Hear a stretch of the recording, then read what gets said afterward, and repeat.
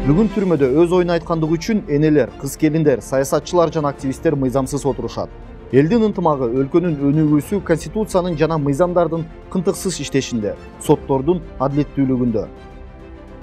Кемпирабад иши боюнча 4 ай ичинде абактагыларды 3 жолу тергөөгө чакырышты. Анын экөөсүндө соттук лингвистикалык экспертизаны дайындоо жөнүндө токтом менен кийин экспертизанын жыйынтыгы менен тааныштыруу иши жүрдү. Мамлекеттик соттук лингвистикалык экспертиза массалык башаламандык уюштурууга жана бийликти басып алууга эч кандай чакырык жок деген корутунду чыгарган. Бирок тергөөчүлөр буга макул болбой, кайрадан комиссиялык экспертиза дайындап, өздөрүнө ылайыктуу корутунду алууга аракет кылып жатат.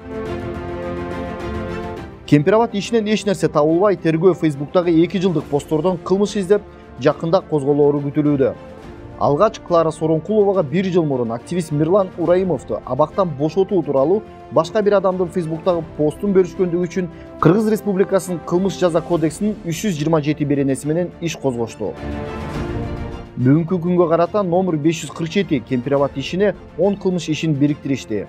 Анын ичинен 4 иш Атай Бейшенбекке, 3 иш Илгиз Шаменовго, 1 иш Клара Соронкулова, 1 иш Азимбек Бекназаровго, 1 иш жалпы Кемпирабадка тийиштүү. Адахан Мадумаров жана Исхак Масалиевтер ишке кайта кошулду. Бейресмий маалыматка ылайык 2 айдын ичинде 10 кылмыш ишине дагы 20 кылмыш иши кошулуп, Фейсбуктагы посттор боюнча жалпысынан 30 кылмыш иши Кемпирабад ишине бириктирилиши мүмкүн. Кемпирабадка такыр тиешеси жок иштерди бириктирип алып, соттор кандай кылат түшүнүү мүмкүн эмес. Тарыхта мындай жоонсуз окуя болгон эмес.